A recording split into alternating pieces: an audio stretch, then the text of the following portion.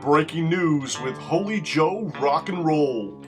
Hey everybody, it's Holy Joe Rock and Roll, and today I want to talk to you about the upcoming economic collapse of America. And if you just put in coming collapse of America in YouTube, you will find so many videos going back years. Here's one, the coming collapse of America, it's 3 years ago. Here's one 3 years ago, 2 years ago. Here's 5 years ago. The crash, the coming financial collapse of America. 5 years old. 5 months ago. 9 months ago. We've got guys like Peter Schiff and the doom, gloom, and boom, Dr. Doom. Been saying this since the last crash. But let's take a look at what has happened. Here's a chart of the S&P 500 index, the 500 biggest companies in America by market capitalization. And you can see here's the dot-com bubble right around 2000, right around March, right? See there? End of March 2000, the S&P peaked and then it collapsed, right? Until around January 3rd of 2003. Then it started picking back up. This is just S&P.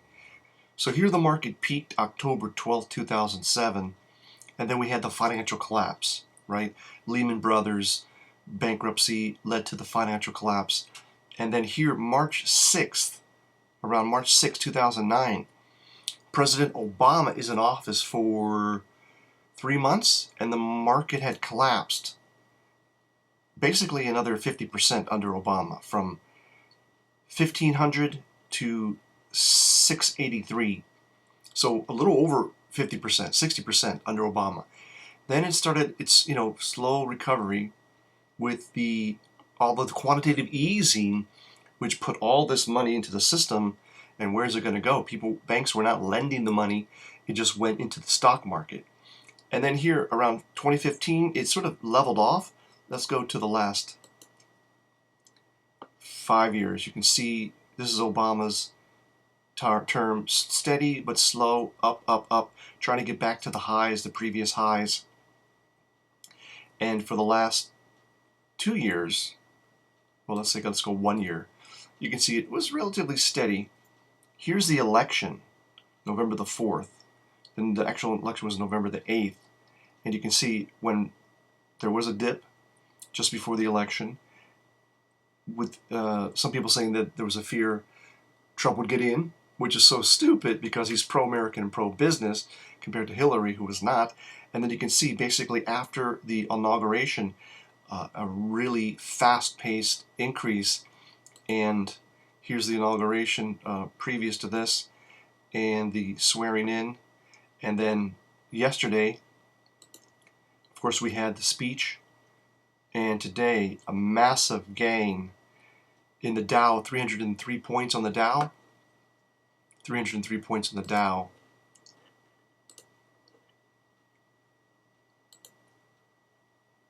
Which is obviously not only a 52-week high, but probably the 15th Dow high under the presidency of Donald J. Trump. If I had listened to any of these people, right? Ron Paul, Schiff, the doom, boom, and gloom guy. I don't even want to say his name. All these people, imagine this huge rally that you would have missed out on. Now, it is true that Donald Trump did say that we were in a big bubble, right? He warned that we were in a big bubble, a massive bubble. And as things were going, certainly we were, and maybe you could say we are. But Donald Trump's policy is America first, bringing the jobs back. Now, what is the mother's milk of stock prices? It is earnings. When earnings go up, the PE ratio goes down because it's price over earnings. That means the price can then go up, bringing the PE ratio back to historic terms. Right now, you might say that the overall market PE is a little bit high, but as these companies, and most of these companies on the S&P 500, probably 80% of them do 99% of their business in the U.S.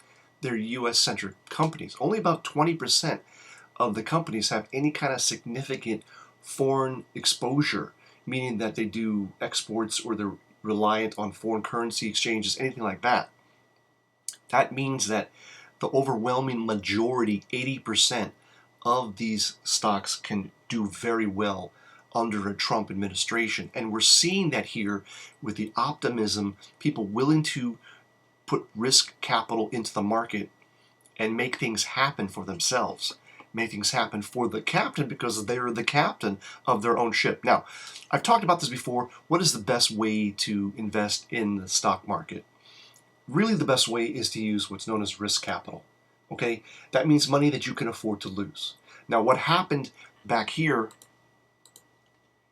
where a lot of people got wiped out in the dot-com bubble, is they put their savings, they took out mortgages, second mortgages on their homes to play in the stock market, thinking they would get rich. Now, obviously, if you sold anywhere along this line here, you made money, right? If you sold, even maybe around here, if you got out right away, you still probably made money depending upon when you got in.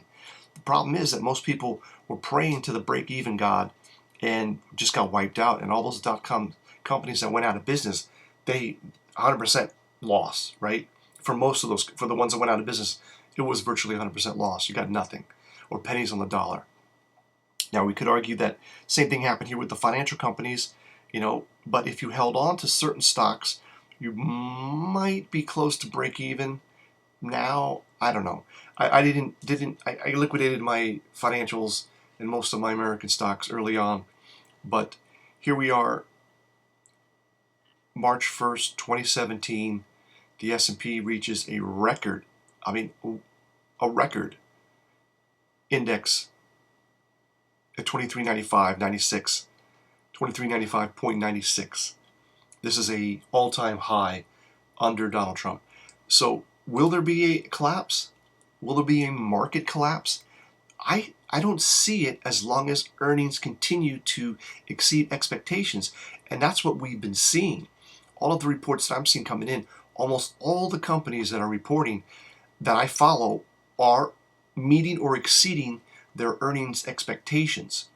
That means that going forward, their earnings should continue to rise, meaning that their stock prices can continue to rise, meaning they can continue to pay dividends or increase their dividends, which makes them more valuable. Now, let's say you take 10% of what you earn, you put it in the stock market, separate from your 401k, separate from your tax-deferred investments for retirement. You could do pretty well, right, if you have a diversified portfolio.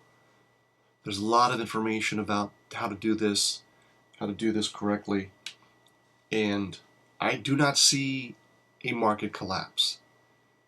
Maybe I'm just a contrarian, but that's not to say you don't protect yourself by doing some kind of prepping, right? Nothing wrong with buying some extra food, have some extra water, even have a couple of gold coins here or there, just in case, right? That's an insurance policy. It's just in case. You're not going to put all of your money into gold and silver because gold doesn't pay a dividend. You can't eat gold, and gold never took off as these loonies believed they would, right? That gold would go to $5,000. Same thing about Bitcoin. Bitcoin's going to go to $1 million. Yeah, maybe it will, but why would you put all your money into Bitcoin when you could buy one Bitcoin and just wait, right? Hedge your bet that way. It's 3 o'clock. All right. 3 o'clock in the morning. This is Holy Joe Rock and Roll coming to you live and unscripted. No coming collapse of America on the horizon. So please, people, do not panic. Do not listen to these doom and gloom people. And play it safe, I guess, right? Only play with risk capital. And when you get a double, sell half your position, play with the house's money. It's real simple. Until next time, make it happen for the captain because you're the captain. Breaking news with Holy Joe Rock and Roll.